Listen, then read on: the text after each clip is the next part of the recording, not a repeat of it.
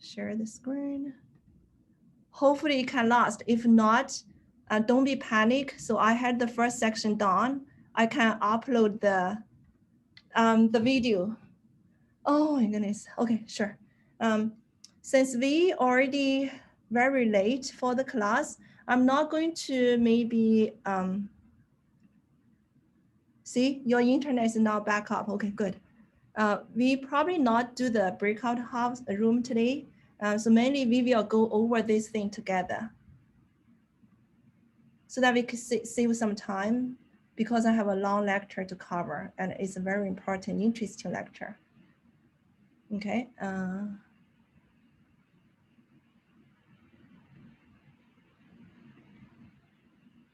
So this is what we learned last week. So first we learned some conventional transmitter. So conventional transmitter, usually they are like 3 categories: amino acid, amines, peptide, and they usually synthesize and release from the presynaptic nerve terminal. Then they have their own receptor on the postsynaptic receptor, and they can be released in sufficient quantity to induce a response. So for unconventional transmitter, they are either not belong to these 3 category, or they are synthesized in postsynaptic cell, right? So like ATP is energy molecules. Then nitric oxide is a gas and synthesized in the postsynaptic cell, act as a retrograde signal. The same thing, cannabinoid is a lipid derivative and is synthesized in postsynaptic cells. So they are unconventional. So criteria for being a neurotransmitter is like there are 5 of them. So we will look at in the next slide. And there is one of the criteria, they have to have the removal mechanism, right? Let's see whether we can remember what are they. And usually clinically, using neurotransmitter, we can target to various processes like synthesis, release, their removal, and their receptor site. But this is what we learned about synaptic transmission, but we focus on transmitter last week. The last week, we talked about the synaptic transmission from action potential to opening voltage gated calcium channel, calcium trigger transmitter release, transmitter cross synaptic cleft bind to the receptor, then induce either excitatory or inhibitory post-synaptic response. So then last lecture, we focused on this transmitter, right? To become a transmitter, you have to fulfill some criteria. First, they can be synthesized, stored, and released from presynaptic cell. They should have their receptors, and their release, the quantity should be enough to induce a response. And also, one very interesting criteria is that, like Otto Louis, if you pump or you puff or you expose the postsynaptic cell by applying exogenously the same transmitter as what action potential triggered the released one, right? So if an exogenous application of the same transmitter, it can induce a postsynaptic response. That is one of the criteria to be a neurotransmitter. And also then the transmitter has to be terminated of their action, because we don't want them to be continued to present in the same synaptic cleft to constantly induce the same response. Sometimes we really need to terminate them. And there are several removal mechanisms. We learned that we have some enzyme that can degrade them. We have some transporters can reuptake them into the presynaptic terminal for recycling. And there's some mechanism is just basically diffuse away, right? So that is what we learned in the last lecture. So I have a quick clicker question. This is not a conventional transmitter, acetylcholine dopamine 5-HT, and we know that 5-HT is also called serotonin, and last one, nitric oxide.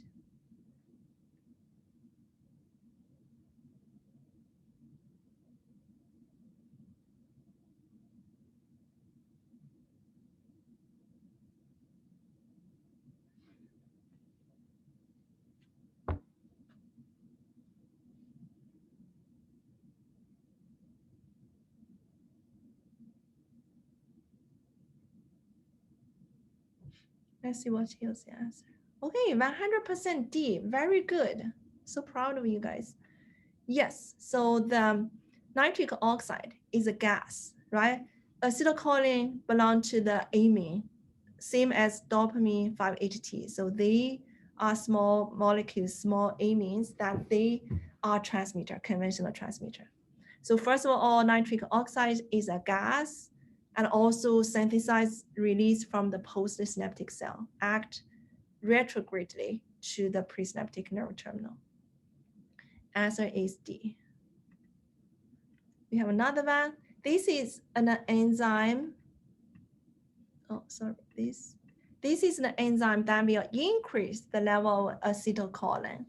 Choline acetyltransferase chat. Acetylcholine esterase, ACHE. So which one can increase the level of acetylcholine?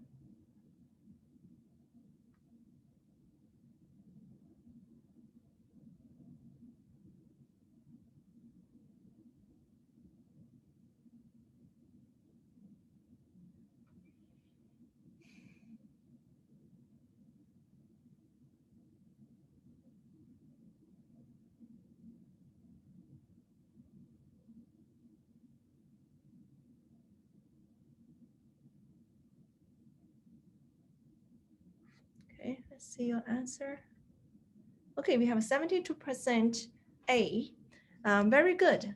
So how to remember it? I had the TA last year, Scott Lee, and he actually has a method to remember it.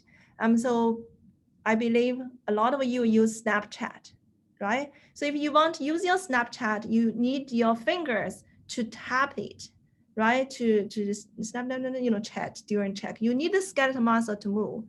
You need the skeletal muscle to move, then you need the acetylcholine. Use choline, for Snapchat. So this is, you need to synthesize acetylcholine through, while you are doing the Snapchat. So chat is for synthesis.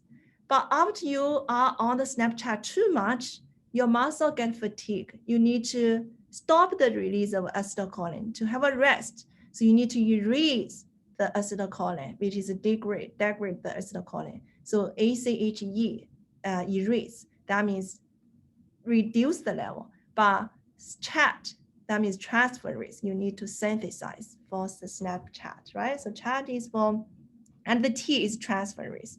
The E is erase. So very good. Yeah, the answer is A. So today what we are going to learn, I said, we are going to learn the husband if the transmitter is the wife. So they are a couple, right? They talk to each other, they commute to each other. They have to work together for a reaction to be induced. And so if we learn the receptor, then how many types of receptor? What do they look like? How different their function is, right? These are the major questions we should ask. So we will first learn what is an inotropic. There are two types, inotropic and metatropic. So why it is called inotropic and metatropic? So this is related to their structure and related to their function. So we will identify the key distinctions between them. We will know which neurotransmitter activates inotropic versus metatropic. Does the same transmitter have both inotropic and metatropic, or they only have one type? This is the question we need to answer. Then we are going to learn the key steps in signal transduction for G-protein couple receptor. What is G-protein couple receptor? So here, I want you bond G-protein couple receptor to metatropic. So all the metatropic receptor are G-protein couple receptor. So why it is called G-protein coupled receptor? What is the G-protein look like? And what does the signaling transduction mediated by G-protein couple receptor? It's going to be a very fun lecture. And G-protein couple receptor signaling is also important for your 30-40 for 30-40. So if you can learn well this lecture, you will do well in that section in your 30-40. I love this lecture, love learning the G-protein couple receptor and signaling. Okay, so now if I put the inotropic receptor, metabotropic receptor here, you will learn at least the structural difference. So inotropic receptor, we also said it's also called ligand-gated ion channels because they themselves are ion channels and they are gated by binding to a ligand. Here is the neurotransmitter, right? So when there is no ligand bound to them, the channels, they themselves are ion channels, are closed. Whenever there is neurotransmitter bind to them, their channel is open. They will allow ions to come through. So if this receptor allow the ions of sodium, potassium, for example, then the ions will be driven through by the chemical gradient. So if this, for example, nicotinic acetylcholine receptor, they allow sodium, potassium to go through the channel. And we know that sodium is like there's more sodium outside the cell. Whenever the channel is open, sodium tend to come in due to the chemical gradient, right? And we also know that potassium, there is more potassium inside the cell. Whenever the channel open, potassium leave the cell, right? Therefore, you have a positive charge coming in, you have a positive charge going out, but then usually there are more sodium coming in than potassium going out. So overall, the nicotinic acetylcholine receptor will have a more positive effect. So mostly if sodium, potassium simultaneously, go through, and the majority is sodium effect. So therefore, they are more positive charge, and it's an excitatory effect.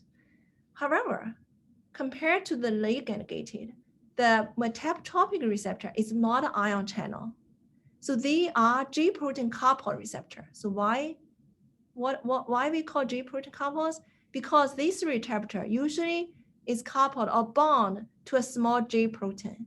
So the G protein, why is called G protein? It is guanosine binding, guanosine nucleotide binding domain. So they can bind to guanosine. Therefore, it's called G protein. So usually it is a trimeric small protein. You have alpha, beta, gamma, 3 subunit, and beta gamma usually form a complex. However, but at this slide, what you want to know is the structural difference. One is an ion channel, the other one is G protein coupled receptor, which is not ion channels. So we will learn what is the functional difference in the next few slides. But first, we focus on the inotropic receptor and metabotropic receptor, which transmitter have each type of it or both type of it. First of all, these are acetylcholine receptor. So acetylcholine has both inotropic and metabotropic receptor. So inotropic receptor, I tell you that it allows sodium and potassium to come in. Overall, there are more potassium coming in the cell, cause the excitability. Like our skeletal muscle, we have a lot of nicotinic acetylcholine receptor. So whenever it open, it always excitable. Our muscle, skeletal muscle will be contracted. Metabotropic receptor is a G protein coupled, and we learned this type is also called a muscarinic acetylcholine receptor in the smooth muscle of your heart. And we learned from Otto Loewy's experiment, if vagus nerve releases acetylcholine, it binds to this receptor and it slows down the heart rate. We are going to learn why it slowed down through the G protein coupled receptor. So we will learn shortly. So this is a GABA receptor. GABA have both. GABA A is an inotropic receptor, which allow chloride to pass through. Chloride, we know that there are a lot of chloride outside the cell. Whenever GABA A bond to GABA A receptor, then channel open, chloride come in. Usually it causes inhibitory response because it's bring more negative charges. And GABA B is the metabotropic.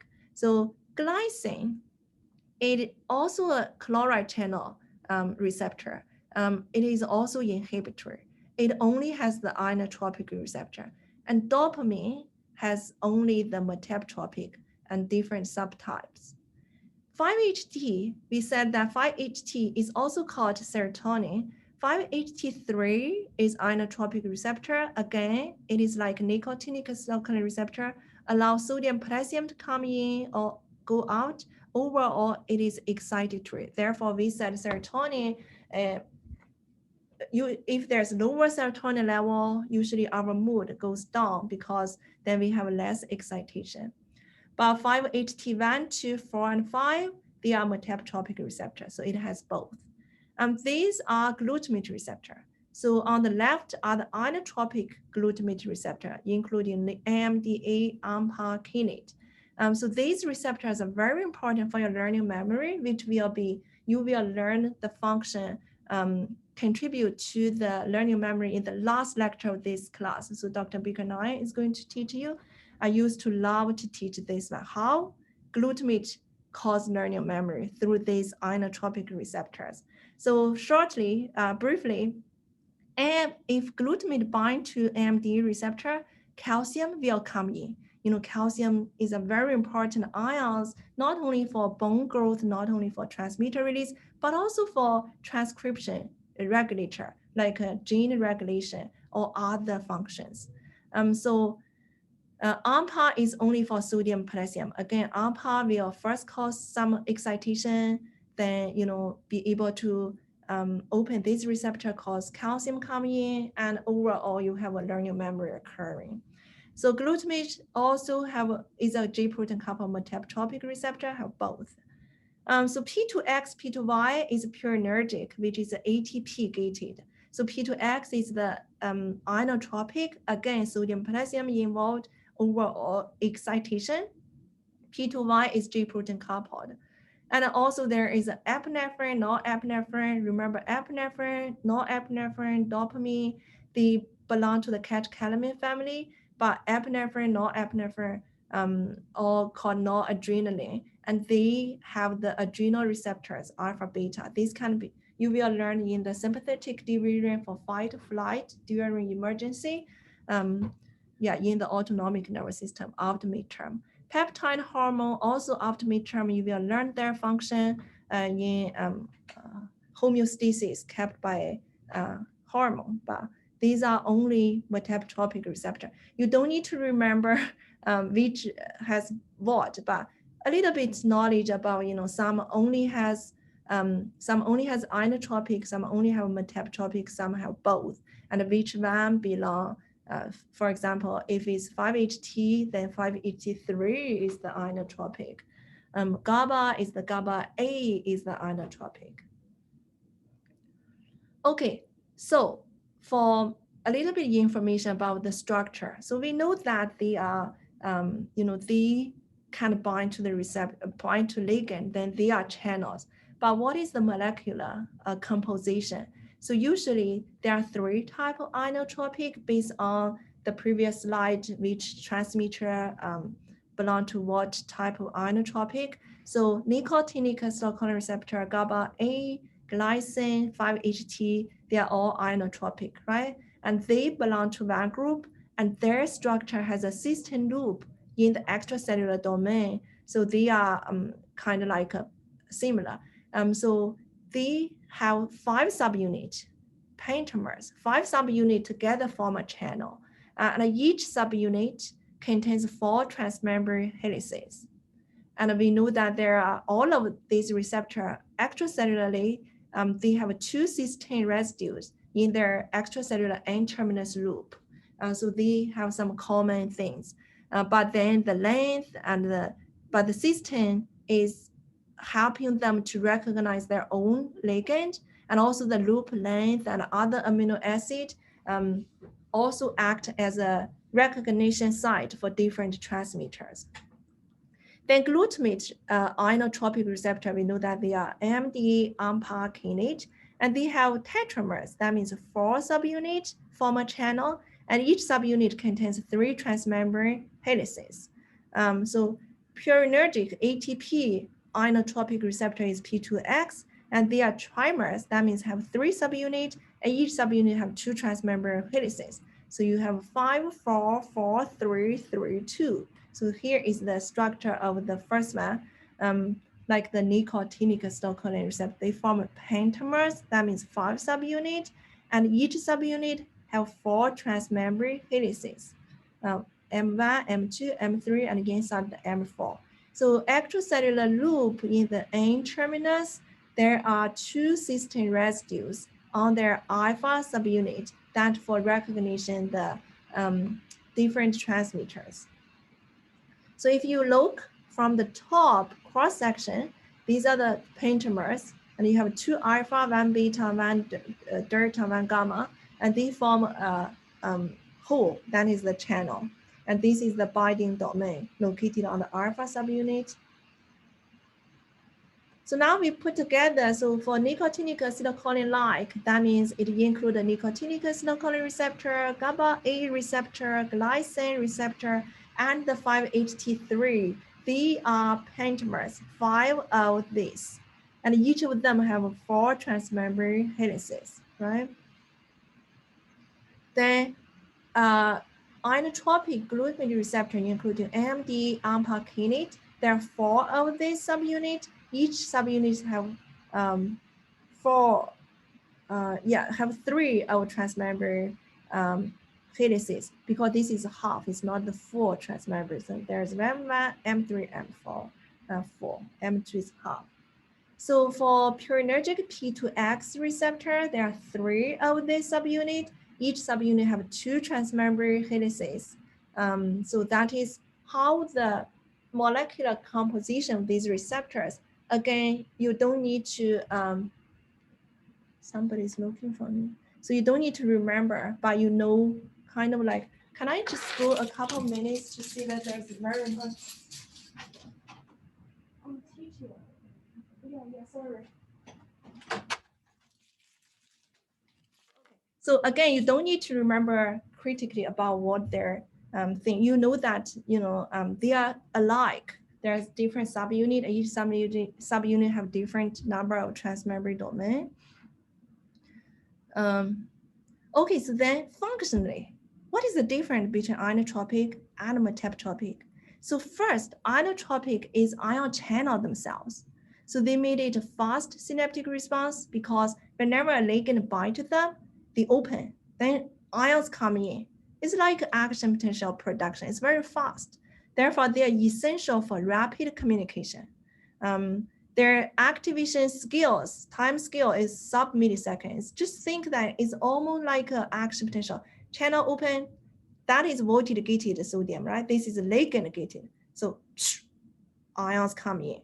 Channel close, yeah, immediately stop. So always increase membrane conductance because they are ion channels. Whenever ligand bind to them, the channel will be open. So when channel open, conductance will increase. And we also learned that conductance is permeability. Then there are more permeability. More channels open, more permeability, more conductance, right? Faster and easier communication. So ions flow down their concentration. Whenever it is open, always think about will the ions come in or not based on their concentration gradient. Is extracellular concentration is higher than intracellular, then ions will flow in. So they usually desensitize because chronic bond to the receptor is not as sensitive. Eventually they desensitize. Desensitize, that means when in the continued presence of this agonist or ligand, the receptor is no longer responding as big. Either they stop responding or they have reduced efficiency of respondence. So how clinically people use this inotropic receptor and their transmitter function? So we will use a glutamate as an example. So glutamate is a very essential major excitatory transmitter in our brain that made it learning memory, we said, right? Through their AMD, AMPA kinase receptor. But too much is not good. It's just exocyte toxicity. It's just too much excitation, then too much ATP consumption, right? And exhausted. So this is happened in stroke.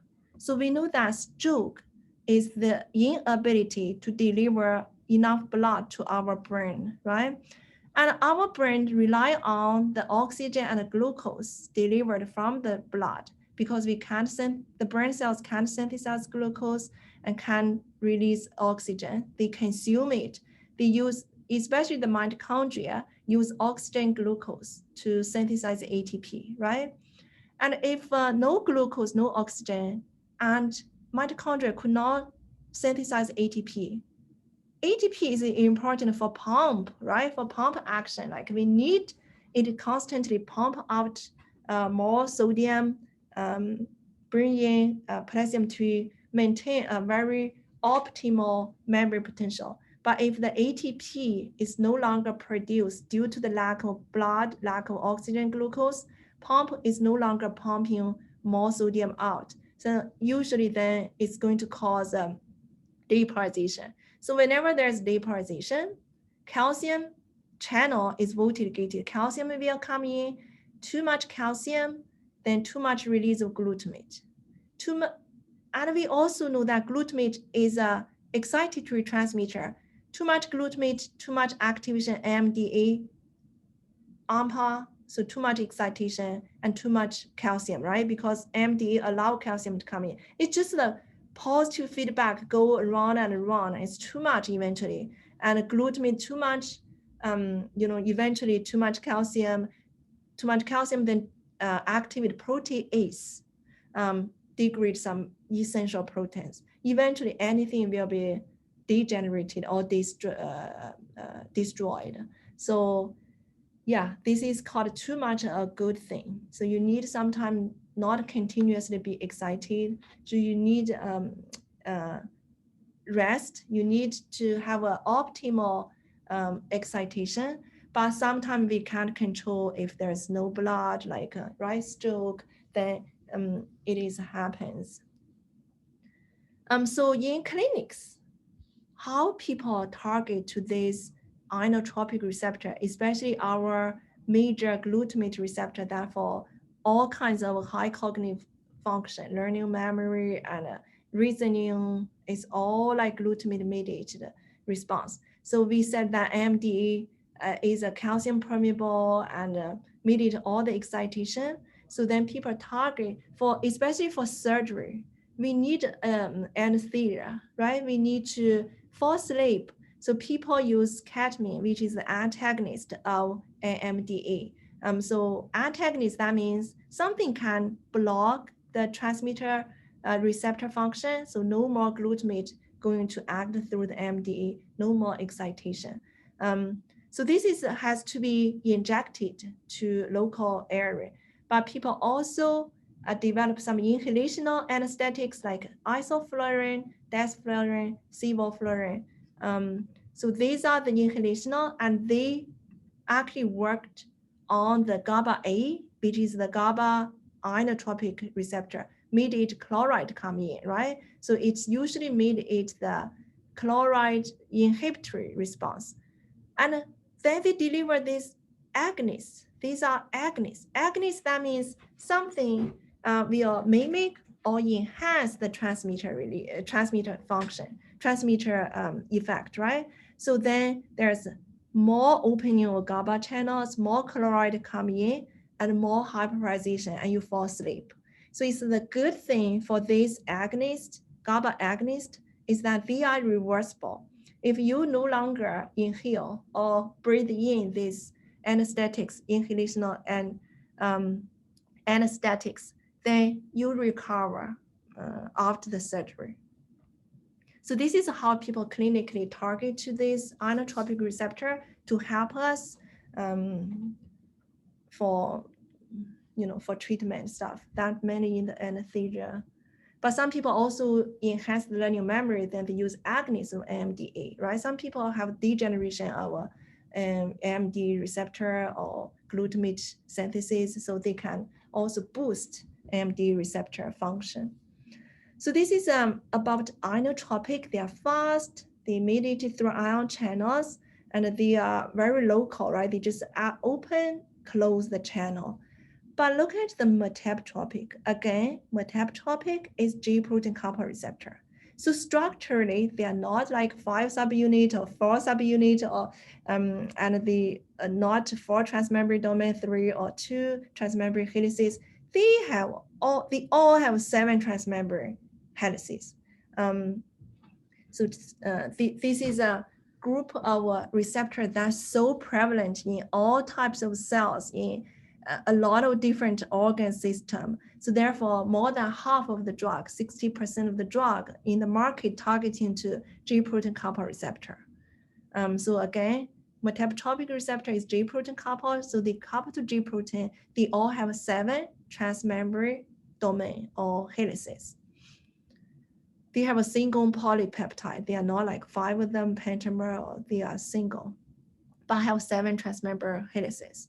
And they trigger intracellular signaling cascade. They are not like allowed channels, they are not channels themselves. So they activate G protein they coupled, and then induce some intracellular signaling like cyclic AMP, IP3, you probably already heard.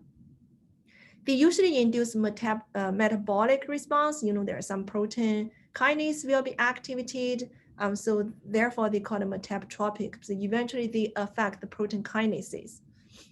So they mediate a slow, widespread, and long-lasting response. So we will learn later why they are slow, why they are widespread, because they act through a second messenger, and those second messenger can go diffuse to other places, even other cells, outside the cells, for example, to work on other cells, and also release in the bloodstream, carry to other tissues. Therefore, their function is slow, widespread, and long-lasting.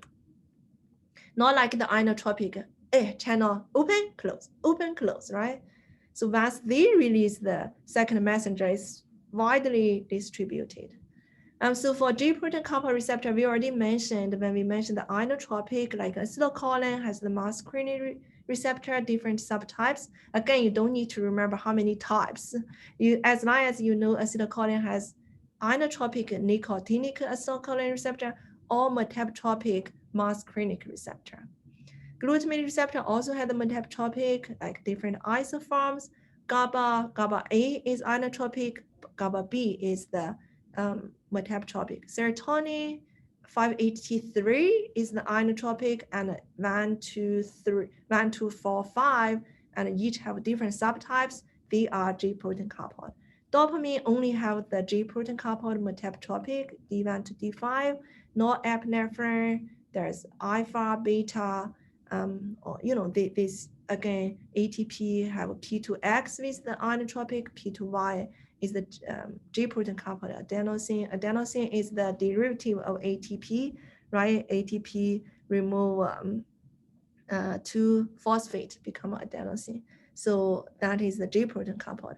Again, don't need to remember how many subtypes, as long as you know their typical inotropic receptor. This is GABA A, 5-HT3, nicotinic acetylcholine, glutamate is AMD, AMPA kinase, ATP is P2X. That's good enough. All the others are G protein coupled. So what is G protein coupled? What do they look like? So this is the metabotropic receptor, and they couple to a small G protein. So again, G protein, because they have a guanosine nucleotide binding ability. So they bind to guanosine. So they call it G protein. They are trimeric. Trimeric, that means have 3 small subunits, alpha, beta, gamma. And beta, gamma usually form a complex. And the gamma and alpha has the covalent lipid tail that can hang on the lipid bilayer. So whenever there's no agonist bind to this receptor, so the G protein is inactivated, and the receptor is also inactivated. When it is inactivated, it bonds to GDP, guanosine diphosphate, and the complex is just bond together. But whenever there is agonist bind to the receptor, there is some conformational change of these transmembrane helices, polypeptide or peptide, and then cause the dissociation of the G protein from the receptor, and the G alpha will bond to GTP, guanosine triphosphate. And GTP, we know that it is like ATP has energy, have 3 phosphates, right? Has energy. And this become a superman. Also, then dissociated with beta gamma. And beta gamma become a superwoman, okay? They both can do something. But let's look at the definition. G protein, guanosine nucleotide binding protein. And they are heterotrimeric. So there are 3 subunit alpha, beta, gamma, and beta gamma usually form a complex. They are siblings, always hug together. So in active form is when G alpha bond to GDP, that means it's inactivated. So when it is inactivated, there's no ligand binding to them. But whenever ligand bind to them and they become active, they are bound to GTP. With the energy from GTP, they become very active. So this is how, different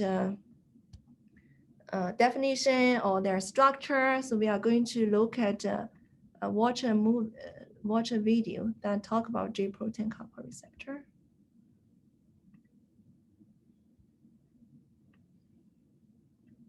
Many G protein coupled receptors have a large extracellular ligand binding domain.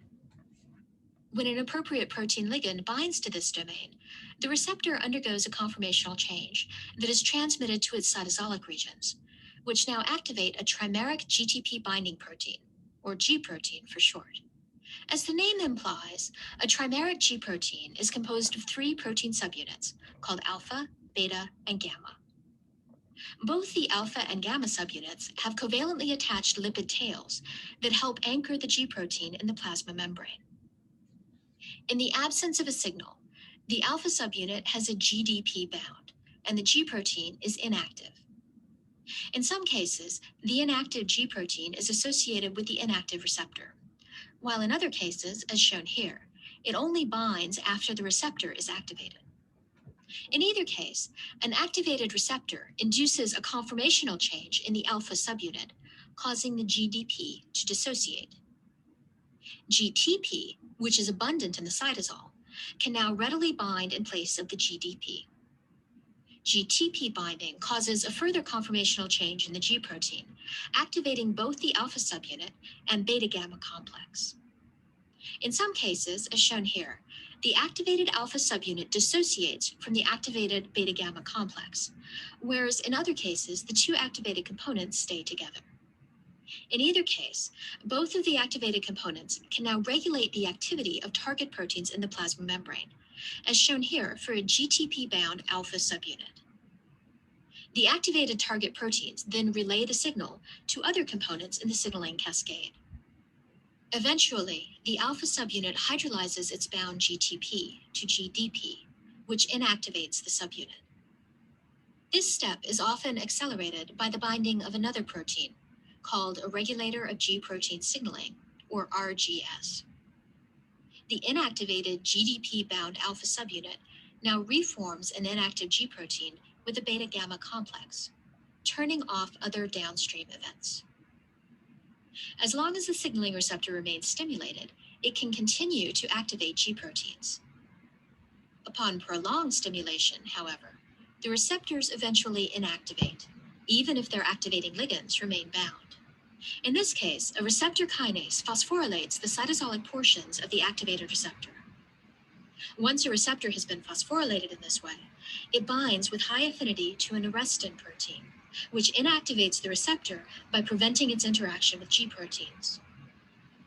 Arrestins also act as adapter proteins and recruit the phosphorylated receptors to clathrin-coated pits, from where the receptors are endocytosed.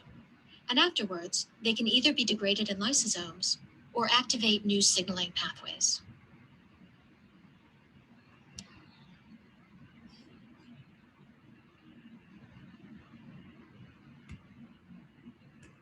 Okay, so let's quickly summarize what the girl talked about.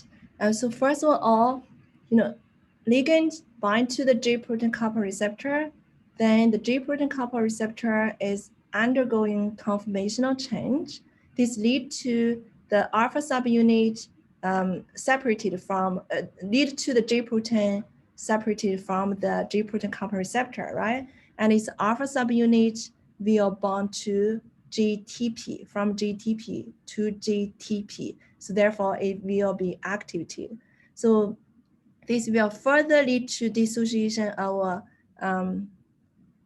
alpha subunit from the beta gamma complex, right? Then both alpha and beta gamma is going to regulate other target proteins.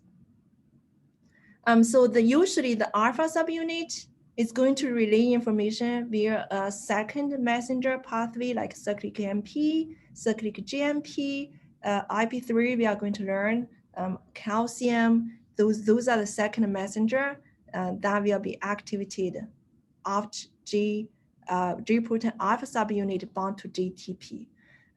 However, we need to stop it. It can't be all the time functioning, right? The way to stop the G protein function, to make it inactive, again, to make it become GDP bound, that is the GTP hydrolysis enzyme will hydrolyze GTP to GDP. Therefore, the alpha subunit will be inactivated. Then the inactivated alpha subunit is going to rebound to beta gamma complex and also then to the G protein coupled receptor. So that is what the video talked about. So I have a clicker question. What is the key structural feature common to all G protein coupled receptor or common to metabotropic receptor? 1 transmembrane domain, 7 transmembrane domain, or no transmembrane domain?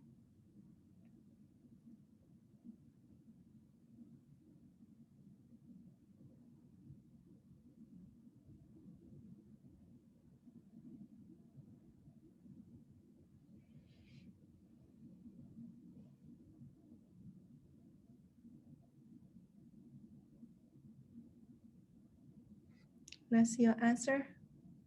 Okay, we have 80% think it's 7 transmembrane domain. That's correct. We said G protein coupled receptor is also called metabotropic receptor. They are not like inotropic receptor.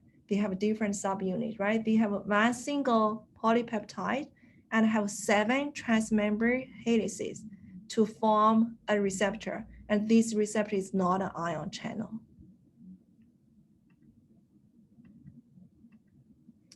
So I have another 2 questions. First one, let me turn it on.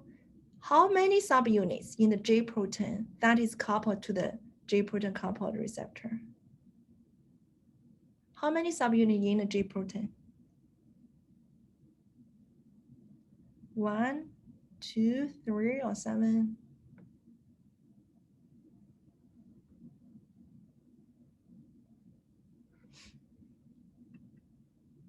So we have 67, 3. Yes, G protein is called trimeric, right? Guanosine binding protein. And there are 3 small subunit, alpha, beta, gamma. So now is the last question. Which of the following inactivates the alpha subunit of a trimeric G protein?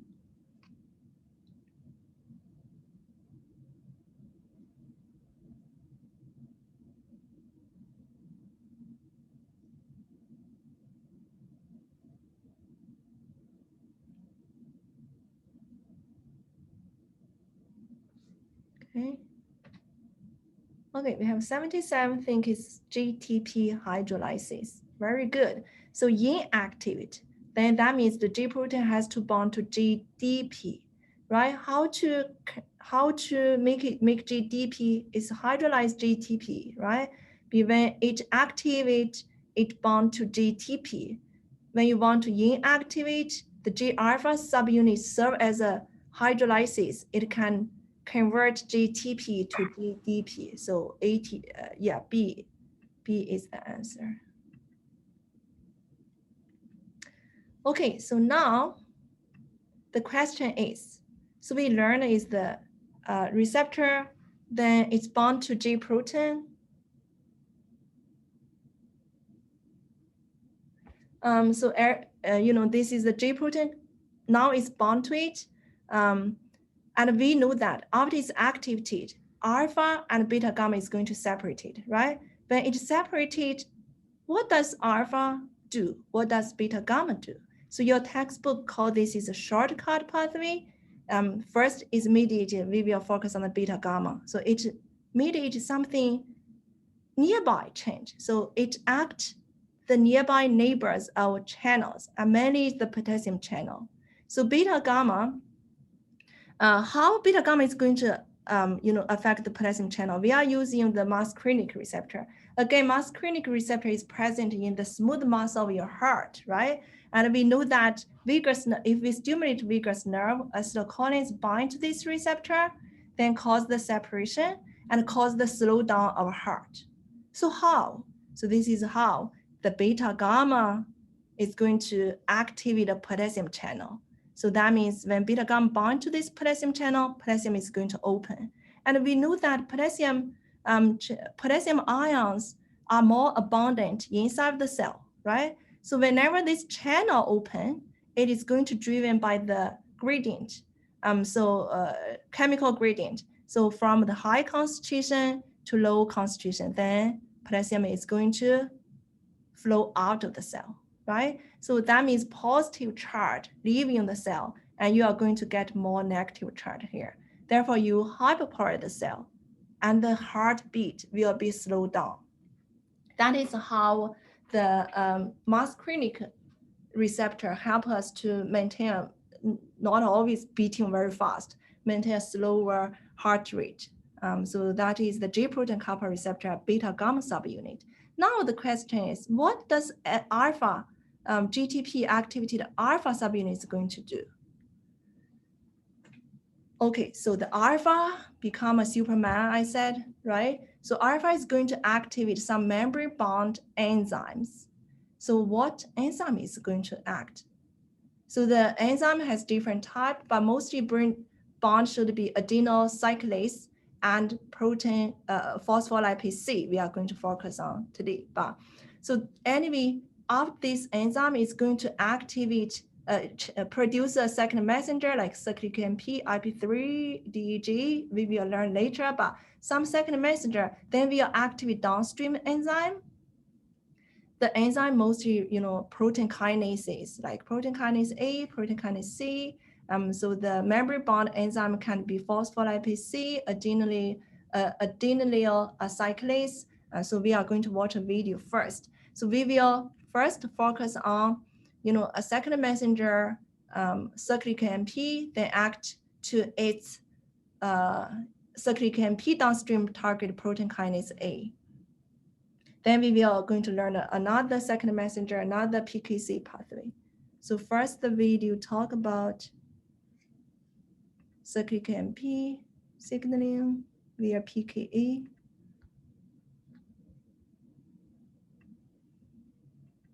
Sorry. Short. Okay. Adenylyl cyclase is a membrane-bound enzyme whose catalytic domain is activated by the GTP-bound form of the stimulatory G protein alpha subunit, or G-alpha-S for short. Activated adenylyl cyclase converts ATP to cyclic AMP, which then acts as a second messenger that relays the signal from the G protein coupled receptor to other components in the cell. In most animal cells, cyclic AMP activates cyclic AMP-dependent protein kinase, or PKA. In the inactive state, PKA consists of a complex of 2 catalytic subunits and 2 regulatory subunits. The binding of cyclic AMP to the regulatory subunits alters their conformation and liberates the catalytic subunits, which are now active and phosphorylate specific target proteins. In some endocrine cells, for example, the activated PKA catalytic subunits enter the nucleus, where they phosphorylate a transcription factor called CREB. Phosphorylated CREB then recruits a CREB binding protein. This complex activates transcription after binding to specific regulatory regions that are present in the promoters of appropriate target genes.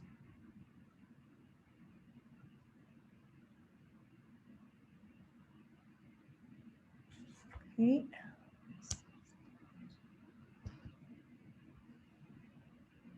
Okay, let's go back.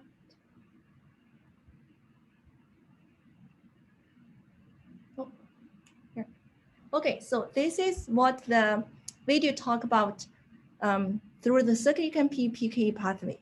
So what the video talk about, whenever the ligand bind to the G protein coupled receptor, if it activates or increase adenyl cyclase, it's going to the adenyl cyclase is going to convert ATP to cyclic AMP. Then cyclic AMP is going to activate protein kinase A, right? So this is increase the protein kinase A or the adenyl cyclase activity and to produce more cyclic AMP. And the protein kinase A usually then we are going to phosphorylate some downstream proteins, and overall it is a stimulatory function. And if the alpha was activated, increase adenyl cyclase, increase cyclic AMP, increase PKA, we call stimulatory. So we call GS, G alpha S or GS. But the video didn't talk about another type. Sometimes when the ligand bind to the receptor and we are inactivate the G protein alpha subunit. When it is activated, it's going to decrease adenyl cyclase, decrease the level of cyclic AMP, then decrease the protein kinase A. So it is a opposite effect. So if this alpha has this kind of effect, we call inhibitory, GI, G alpha I, GI. So there are two types, one increase, one decrease the enzyme, and one increase cyclic AMP, one decrease cyclic AMP. So now the question is cyclic AMP the only second messenger pathway? Is the G protein only coupled to GSGI? No, there's other type. So this is another type, G protein. If G alpha is activated, it's going to activate another membrane bound enzyme called phospholipase C.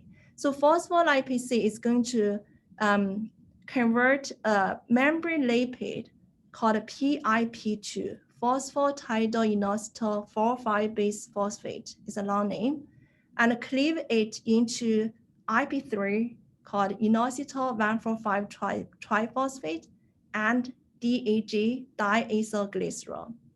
So let's look at the structure. So the whole thing is called PIP2, and whenever there's a G protein alpha subunit is activated, it's going to activate the phospholipase C. So this is a membrane bound enzyme that is going to cleave the PIP2 into IP3. You can see inositol 1,4,5 triphosphate, 3-phosphate, right?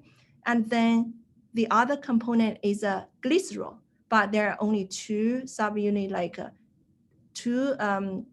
is called diacylglycerol. So this side lack of the structure R1, R3. So it is a diacylglycerol. So that is how G protein activate phospholipase C, cleave PIP2 into diacylglycerol IP3.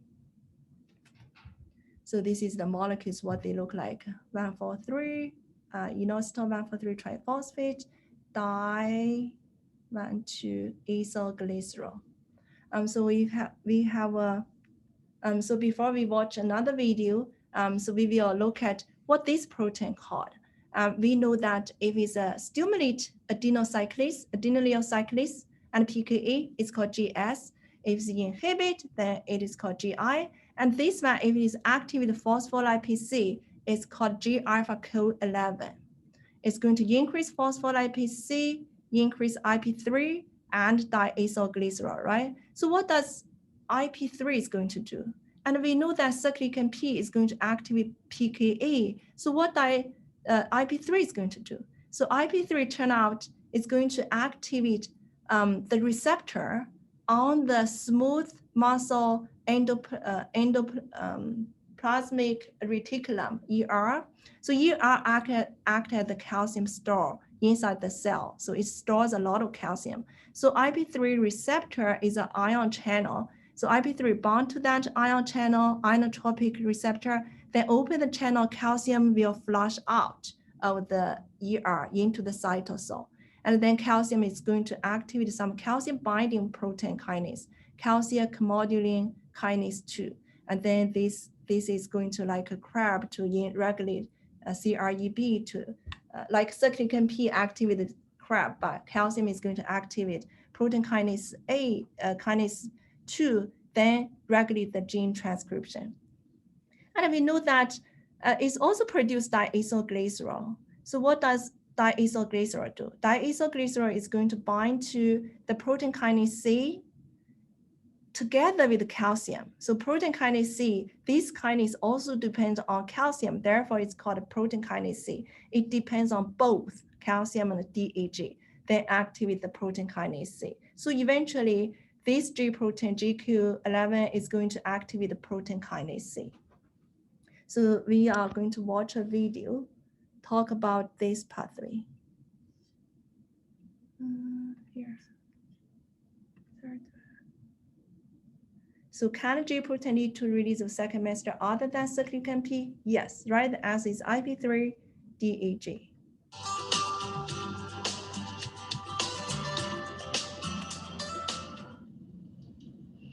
G proteins can also initiate another common signaling pathway that utilizes intracellular calcium as a second messenger.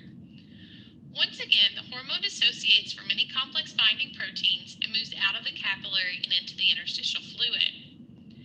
The hormone then binds to a G protein coupled hormone receptor in the plasma membrane of the target cell. The G protein in this signaling pathway is called GQ. The alpha subunit of the G protein exchanges its bound GDP for GTP. And the activated alpha subunit dissociates from the rest of the G protein. In this particular pathway, the alpha subunit activates phospholipase C, or PLC. This enzyme acts on the molecule phosphatidylinositol 4,5-bisphosphate, also called PIP2. Phospholipase C cleaves PIP2 into two molecules, inositol 1,4,5-triphosphate, or IP3, and diacylglycerol, DAG. IP3 is a small water-soluble molecule that is released into the cytosol and travels to the endoplasmic reticulum. As you have seen in previous lectures, the endoplasmic reticulum stores a large amount of calcium in the lumen. IP3 binds to a ligand-gated calcium release channel in the membrane of the endoplasmic reticulum, and calcium flows into the cytosol. At the same time that IP3 is initiating calcium release, DAG is migrating through the plasma membrane to activate protein kinase C, or PKC. The C in PKC is named because calcium is necessary for full activity of this kinase. The calcium released from the ER by IP3 assists in full activation of PKC. Once activated, PKC phosphorylates a number of intracellular targets, thus transmitting the initial message of the hormone binding to the hormone receptor.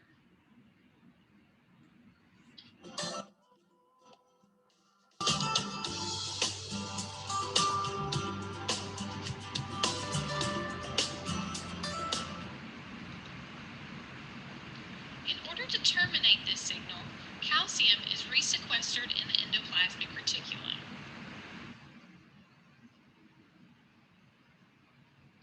What?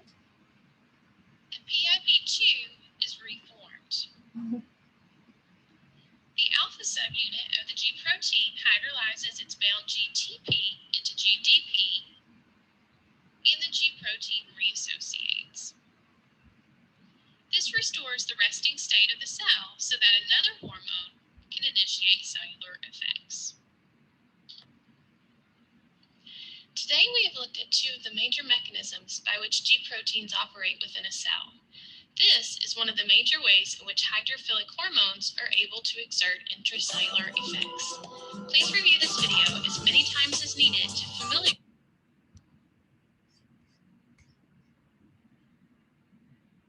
Okay. So basically the video again talk about how phospholipase C break down the PIP2 into IP3 DAG, right? How IP3 act through the IP3 receptor, which is inotropic receptor on the ER, and lead calcium release into the cytosol, then downstream protein kinase and gene regulation, and also how calcium DAG both act to bind to protein kinase C and activate it. Okay, so this is what we learned today. The ligand-gated transmitter receptors have two types, the inotropic, which is ion channels, and metabotropic, which is G protein coupled receptor. So the ligand binding to inotropic receptor usually change their conformation and then, change their gating mechanism, right? If it's ion channel, inotropic, then the channel open, allowing ions to flow through the channel. And the action is very quick because channel can be quickly open, ions come in, then quickly close, stop the ion channels, right? So the ligand binding to metabotropic receptor, again, and metabotropic receptor is G protein coupled receptor, and they do not have ion channels. They activate a coupled small trimeric G protein, and then in turn, they activate the second messengers like cyclic AMP, cyclic GMP, IP3, DAG, calcium. So anything that they produce, the downstream messenger is called second messenger.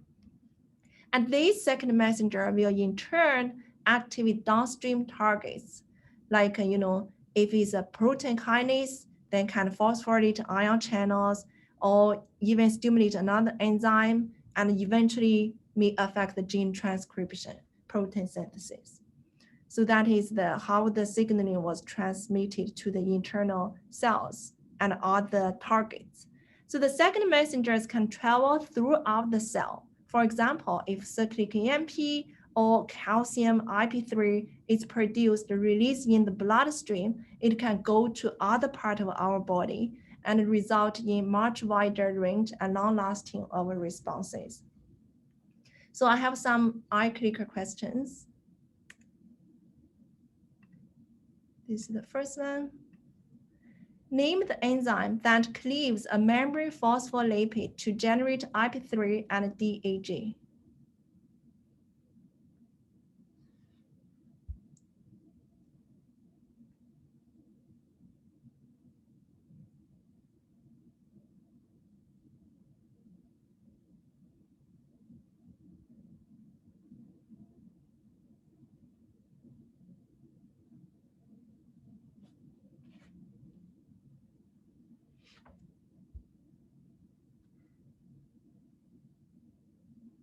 Let's see your answer. 58% says B. Let's see what is B. Okay, so first, cleave a membrane phospholipid. Phospholipase C, right? Adenylyl cyclase is cleave ATP to cyclic AMP. Protein kinase A is not an enzyme that cleave anything. It is an enzyme that phosphorylates other target, and cyclic AMP will stimulate this protein kinase A, right? It doesn't do anything with the production of cyclic AMP or even phospholipid. Protein kinase C is the downstream protein target of DAG and calcium. So it's not a lipase, not an enzyme that cleave phospholipid. So yes, the answer is B. Have another two. First one, let's turn on the first one. Name the enzyme that catalyzes the formation of cyclic AMP. So this is just we just talked about. Hopefully this is 100% right for the number 5 question, okay? The enzyme that convert ATP to cyclic AMP.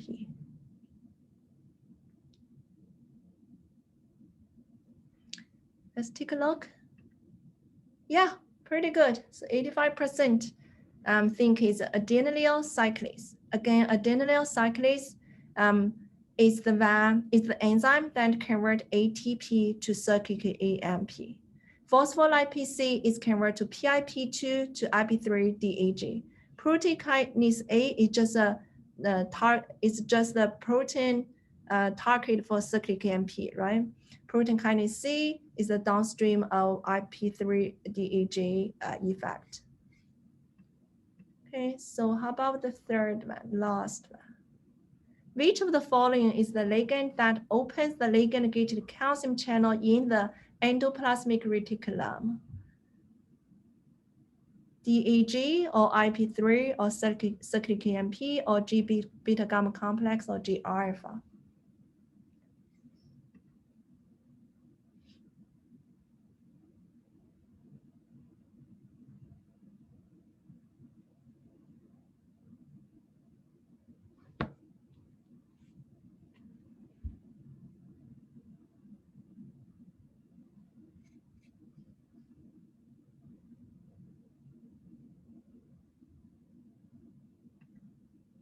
Okay.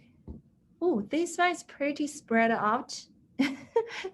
Okay, so the ligand that opens the ligand-gated calcium channels in the ER, that is the IP3 receptor. So IP3 is produced by phospholipase C convert PIP2 to IP3 DAG, and IP3 then go to the cell inside the cell, the ER. ER act as the calcium storage, especially the smooth ER, the rough ER for protein synthesis, right? Smooth ER for calcium store. Then IP3 has a receptor, which is a ligand-gated ion channels. So when it binds to that channel, open, then calcium will come out of the ER to the cytosol. Okay.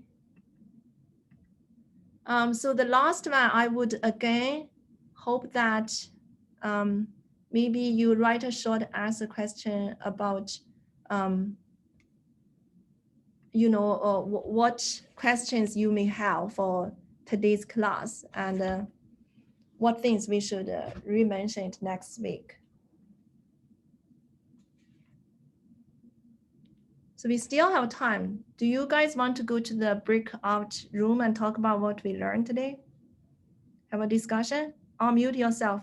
Tell me. I can create a breakout room.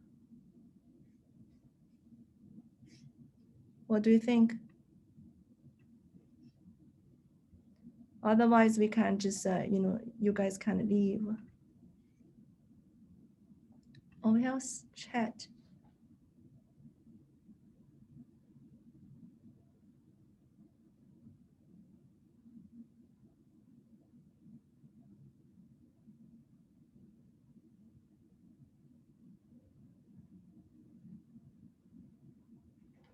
Yeah, we will go over a little bit next week. So some students think the video, don't know why. So I'm going to put all the links in the announcement so you guys can play in your convenience.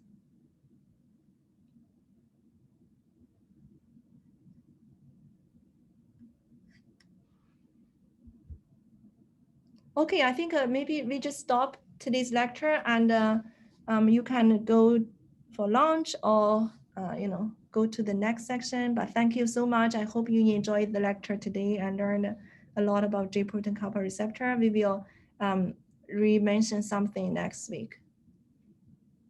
Thank you. Thank you. Thank you. Have a good day.